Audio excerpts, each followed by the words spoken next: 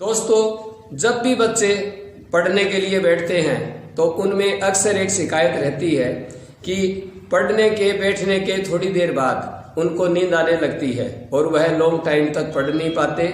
इसके पीछे कारण क्या है, आज अपन इस वीडियो में चर्चा करेंगे कि बच्चों को पढ़ते समय नींद क्यों आती है और उस नींद से छुटकारा किस प्रकार से प्राप्त किया जा सकता है। दोस्तों, मैं हूं NK मिश्रा, आप देख रहे हो ज्ञान सागर यूट्यूब चैनल।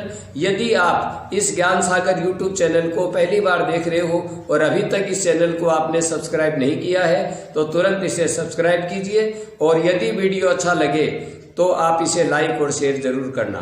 दोस्तों, बच्चे जब भी पढ़ना बैठते हैं तो उनमें अक्सर यह शिकायत रहती है कि उनको थोड़ी देर बाद ही नींद आने लगती है और वह लंबे समय तक पढ़ नहीं पाते। इसके पीछे कई सारे कारण हैं। सबसे पहले अपन चर्चा करेंगे कि बच्चों को पढ़ते समय नींद क्यों आती है। तो बच्चों, यदि कोई बच्चा लगातार नियमित रूप से पढ़ाई नहीं कर रहा हो, कभी कभार पढ़ता हो या केवल एग्जाम के समय ही पढ़ता हो, तो स्वाभाविक है उसका पढ़ाई में मन नहीं लगेगा, अपने आप को बोरिंग महसूस करेगा, इस वजह से उसको नींद आने लगती है। काफी सारे बच्चों में बेड पर लेटकर पढ़ने की आदत होती है। यदि आप लेटकर पढ़ोगे तो थोड़ी देर बाद आप में आलस्य आएगा और आलस्य की वजह से आपको नींद आने लगेगी, ज्यादा लॉन्ग टाइम तक आप पढ़ नहीं सकते। यदि आप खाना खाने के बाद और यदि खाने में रोटियां अधिक खाओगे तो अनाज से नींद का नशा होता है।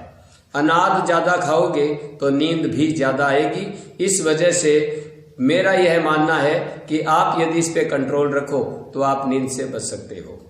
कई सारे बच्चे लाइट लैंप जलाकर पढ़ना प्रारंभ करते हैं और बाकी लाइटें बंद कर देते हैं। तो यह भी एक नींद का कारण है, क्योंकि अगर पूरे कमरे में अंधेरा हो और केवल आपकी टेबल पर लाइट लैंप जली हुई हो तो जब भी आप कमरे में इधर उधर नजर डालोगे और आपको अंधेरा नजर आएगा तो उसकी वजह से भी आपको नींद आने लगेगी और आप लंबे समय तक पढ़ नहीं पाओगे। और इस नींद से यदि आप बचना चाहते हो और लंबे समय तक यदि आप पढ़ना चाहते हो, दोस्तों, सबसे पहले आप पढ़ने की नियमित रूप से आदत डालिए।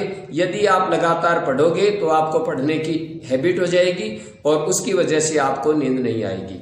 दूसरी बात, आप लेटकर मत पढ़िए, बल्कि आप कुर्सी पर बैठकर और सीधे बैठकर पढ़िए और अपनी बुक टेबल पे रखिए। जब आप सीधे बैठे रहोगे और टेबल पर बुक रखोगे, उसमें ध्यान दोगे तो आप लॉन्ग टाइम तक पढ़ सकते हो, लॉन्ग टाइम तक आपको नींद नहीं आएगी। तीसरी बात, जब भी आप पढ़ने के लिए बैठो तो पानी की बोतल अपने पास जरूर रखो। आप बीच बीच में पानी पीते रहिए। अगर पानी पीते रहोगे तब भी आपको नींद नहीं आएगी। यदि आप लंबे समय से पढ़ रहे हो, आप में आलस्य आ गया, तो आप खड़े होकर टहलना शुरू कीजिए।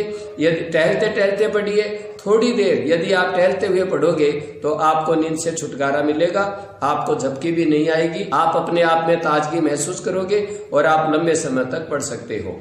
पढ़ते समय आप फ्रूट या फ्रूट जूस इनका यूज ज्यादा कीजिए और खाने का जंक फूड और अनाज इनसे बचने की कोशिश कीजिए। यदि आप इनसे बचे रहोगे और फ्रूट वगैरह जूस वगैरह का सेवन करोगे तो उससे भी आपको नींद नहीं आएगी।